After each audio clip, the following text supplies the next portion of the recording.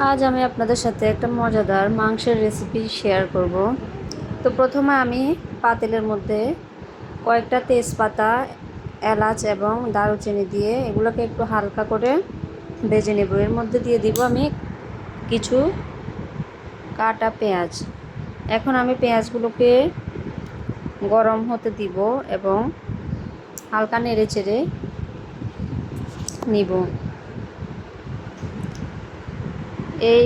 এখন আমি চুলার আঁচটাকে মিডিয়ামে রাখবো এবং পেঁয়াজগুলোকে আরেকটু নেড়ে চেড়ে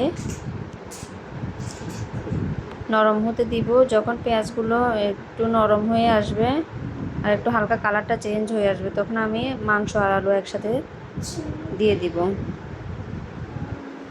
তো এখন হচ্ছে মাংস আলু একসাথে আমি দিয়ে দিয়েছি।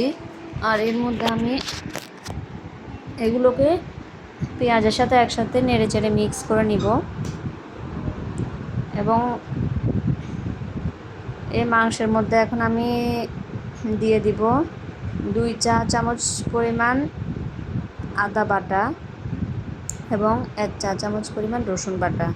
তো এখন আমি এগুলোকে আরেকটু নেড়ে চেড়ে হালকা ভেজে নেব, যাতে সব মশলাগুলো মাংসের সাথে সুন্দরভাবে লেগে যায়। আসলে সব সময় একই রকমের রেসিপি ভালো লাগে না, অনেক সময় মাংস মাখিয়ে রান্না করলেও ভালো লাগে, আর অনেক সময় এভাবে মশলাগুলোকে হালকা পেঁয়াজ হালকা ভেজে তারপর মাংস দিয়ে রান্না করলে ভালো লাগে। এখন আমি এর মধ্যে 3 চা চামচ পরিমাণ মরিচ দেব। আমি একটু মাংস ঝাল খেতেই পছন্দ করি, তাই মরিচটা একটু বাড়িয়ে দিয়েছি। তো এর মধ্যে আমি 2 চা চামচ পরিমাণ লবণ দিয়ে দিয়েছি এবং 1 চা চামচ পরিমাণ হলুদ দিয়ে দিয়েছি। তো এখন আমি এই মরিচ, হলুদ, লবণের মিক্সচারটাকে মাংসের সাথে ভালোভাবে মিক্স করে নিব। তো এই জন্য আগে আমি একটু কতক্ষণ হালকা ভাজতে দিব। তো এগুলোকে আমি এখন নেড়ে চেড়ে নিচ্ছি ভালোভাবে।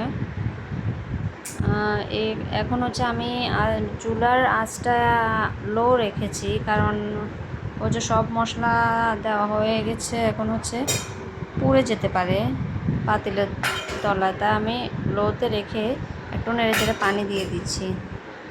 তো পানি দেওয়ার পরে আমি ঢেকে দিয়ে দিয়েছি প্রায় 10 মিনিটের মতো। এখন আমি উল্টিয়ে নিলাম। মাংসটার কালারটা অনেকটাই চেঞ্জ হয়ে এসেছে। তো এখন আমি আরও কিছুক্ষণ নেড়ে চেড়ে নিব এবং আরও 15 মিনিট ঢেকে রান্না